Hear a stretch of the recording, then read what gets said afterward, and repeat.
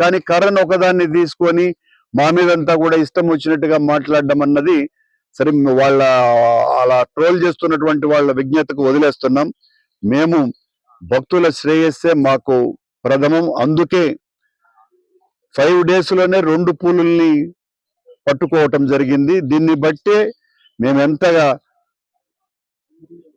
చక్కగా పనిచేస్తున్నాము, అధికారులు అటవీ శాఖ అధికారులతో సమన్వయం చేసుకొని ఎంత చక్కగా పనిచేస్తున్నారు అన్న దానికి దీనికి ఉదాహరణ. మిగతా 2 కూడా, మిగతా 2, 3 ఎన్ని ఉన్నా కూడా వాటిని ఖచ్చితంగా పట్టుకోవటం జరుగుతుంది. ఇది ఒక నిరంతర ప్రక్రియ. ఎట్టి పరిస్థితుల్లోనూ యాత్రికులకు ఇబ్బంది కలిగించేటువంటి పని చేసే ప్రసక్తే లేదు.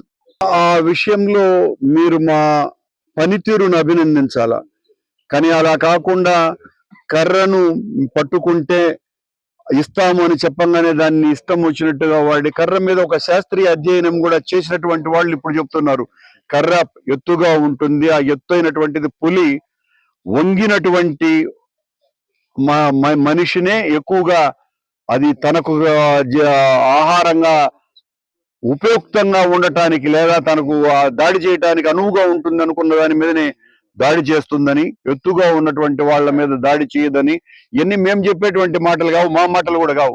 ఇవి దానికి సంబంధించినటువంటి నిపుణులు మాట్లాడుతున్నటువంటివి. కర్ర మనిషి కంటే ఎత్తుగా ఉండేటువంటి ఆ సాధనం కాబట్టి దాన్ని చూస్తే అది దగ్గరికి రాదని. కర్ర ఒకటే పరిష్కారంగా మేము చెప్పనే లేదు. ఆ కర్రనే మేమేదో పరిష్కారంగా చూపుతున్నాము అని అనుకోవటం మాత్రం చాలా తప్పు. మేమందరికీ కూడా భక్తులకు అందరికి కూడా విజ్ఞప్తి చేస్తున్నాం. కర్ర కేవలం ఒక చిన్న ఉపశమనం మాత్రమే. కర్రతో పాటు మేము సెక్యూరిటీని కూడా అందరినీ కూడా వాళ్ళతో పాటు ఇస్తున్నాము. వాళ్ళ తోడుగానే కర్ర కూడా వాళ్ళ చేతిలో ఉంటుందని చాలా స్పష్టంగా చెప్పినా కూడా దాని మీద దుమారం రేపటం అన్నది చాలా బాధ కలిగించే విషయం. అయినా ఏం ఇబ్బంది లేదు. దానితో పాటు మేము పులుల్ని నియంత్రించే కార్యక్రమం కూడా చాలా పటిష్టంగా చేస్తున్నాం అనటానికి ఇప్పుడు దొరుకుతున్నటువంటి పులులే నిదర్శనం.